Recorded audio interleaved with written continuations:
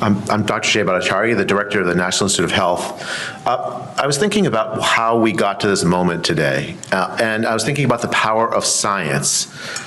And normally, we at the NIH, and I should say, as in myself in my own capacity in my career, I've always admired the power of science to do good for the world, to help us understand how the world works, to develop cures and treatments. But today is not a day to just talk about that, because we've also seen in this sorry episode that will go down as a dark episode in medical history of how the power of enthrallment to a false science can damage and harm lives. The hijacking of scientific institutions, the hijacking of scientific journals for the purpose of essentially enforcing groupthink is tremendously powerful. We saw this during the pandemic, and we've seen this in this episode today, that the idea about whether you need to have extraordinary interventions to halt the puberty of a child in order to prevent them from committing suicide.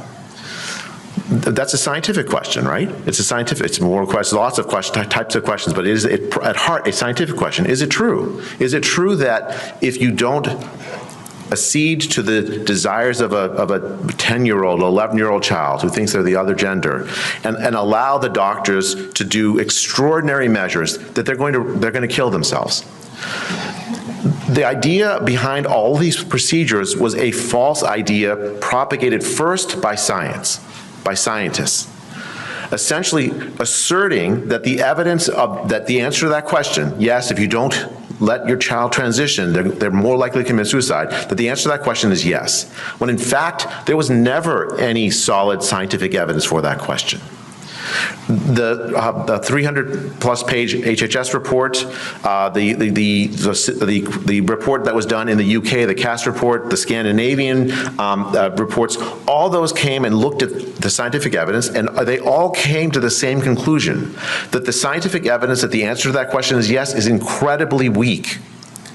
And so the question is, why did it take so long? Why did it take so long, and how did the first idea come in the heads of people to assert falsely that there was strong scientific evidence to say that you must transition your kid or else they're going to commit suicide? And those are haunting questions for me as the director of the National Institute of Health, because the key idea in science is that when there are extraordinary claims made, you have to question them. Even when you have ideas that are well established, you have to question them. And yet what happened was that there was essentially a groupthink that prevented excellent scientists from speaking up when they should have. The extraordinary courage of the authors of the HHS report, I don't know if you're all here in the room today, is stunning to me, because they stuck their heads up. The extraordinary courage of Chloe Cole, sticking her head up when it was almost impossible to do so. Why was it so impossible? Because the power of science to enthrall minds is almost unmatched in our society. So what do we need to do? First, don't ever let, if you're a parent, don't ever let a doctor tell you, essentially blackmail you into thinking that you must accede to a transition for your child, because if you don't, the child will kill themselves. There's no warrant for that. The scientific evidence does not support that, and we should never, and I'm proud to be part of an administration that is putting an end to that practice.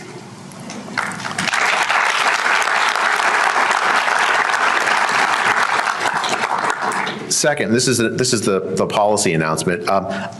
As director of the NIH, we have ended our support for research in support of transition of gender transitions. But now there have been activist courts that have prevented us from getting rid of all of our portfolio of it. But by the end of this year, that's all going to be gone from our portfolio. It was junk science to begin with, and we will not continue to support it.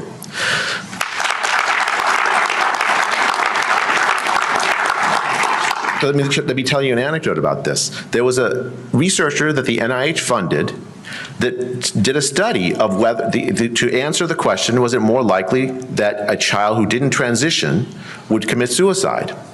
That researcher found the answer was no.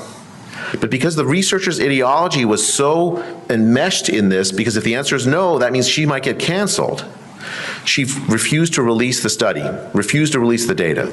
And we at the NIH have got the data from this researcher and made it available for other researchers to do replication studies and work on. I'll tell you, I think to me that is an absolute violation of what it means to be a scientist. When I find data that disagrees with my priors, my ideas about the way the world works, I change my mind. Actually, you know, the easiest way to always be right, when you're wrong, you just change your mind. It's very simple. That's the beautiful thing about science. So I made the announcement already about no longer funding this, but the second announcement, and this is really, really important to me. There are thousands of kids that have undergone this transition, and many of whom regret having undergone this transition. There are thousands of kids that are in mental distress because they've been through this, families torn apart. We are going to fund science to help them, because what I don't want is for the answers to those families to be based on basically no evidence or presumed knowledge that we don't actually have. We're going to do gold standard science to help those families, to help those kids that are detransitioning or thinking about detransitioning, because we have to follow wherever the evidence leads in order to protect children.